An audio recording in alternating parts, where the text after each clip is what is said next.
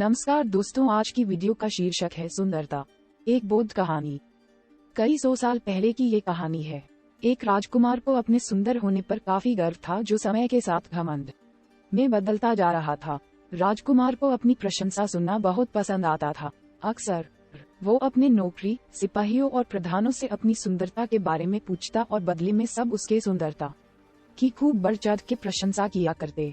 एक बार राजकुमार ने दूसरे राज्य से उसके राज्य में आए प्रवासियों से पूछा कि क्या उन्होंने किसी और राज्य में मुझसे ज्यादा सुंदर पुरुष कहीं देखा है।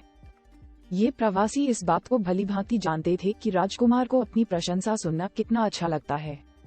हालांकि राजकुमार सच में देखने में सुंदर थे, लेकिन इन प्रवासियों ने उन्हें खुश करने के लिए उनकी कुछ ज्यादा ही प्रशंसा कर दी। प्रवासियों ने कहा कि उन्होंने अपने राज्य में तो क्या, किसी भी राज्य में उनके जितना ज्यादा सुंदर पुरुष कभी नहीं देखा। वह तो यहाँ तक कह गए कि शायद वह भगवान जितने सुंदर है। राजकुमार अपनी इतनी ज्यादा प्रशंसा सुनकर खुश हो गया और अब वो हर प्रवासी से अपनी तारीफ सुनना चाहता था। एक बार उसके राज्य में एक साधु आया।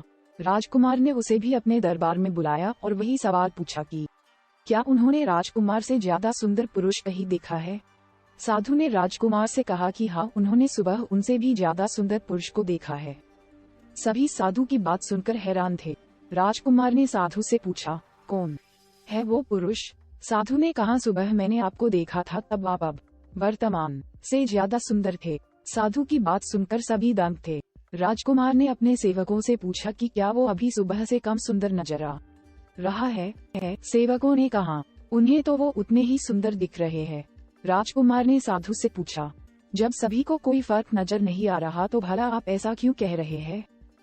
साधु ने राजकुमार से कहा कि ये सब आपकी नौकरी करते हैं, इसलिए इन्हें आप में कोई कमी नहीं दिखेगी और मैं ये साबित कर सकता हूँ। साधु ने एक कटोरे में पानी मंगवाया और राजकुमार के कुछ सेवकों को दिखाया और उन्हें बाहर जाने के लिए कहा। फिर साधु ने उस पानी के कटोरे से एक चम्मच पानी निकला और फेंक दिया। उन सेवकों को वापस अंदर बुलाया गया और साधु ने उनसे पूछा कि क्या उन्हें इस कटोरे में कोई कमी नजर आ रही है। सभी सेवकों ने ठीक से निरीक्षण किया और बोले कि उन्हें उस कटोरे में कोई कमी नजर नहीं आ रही। इस प्रयोग ने राजकुमार की आंखें खोल दी। राजकुमार को ये समझ में आ गया कि वह उस वस्तु का आदी हो चुका है, उस वस्तु के नशे में फंस चुका है जो हर दिन कम होती जा रही है, यानी कि नाशवंत है। उस दिन के बाद राजकुमार ने कभी आईना नहीं देखा और अविनाशी वस्तु की खोज में अपना जीवन बिताया।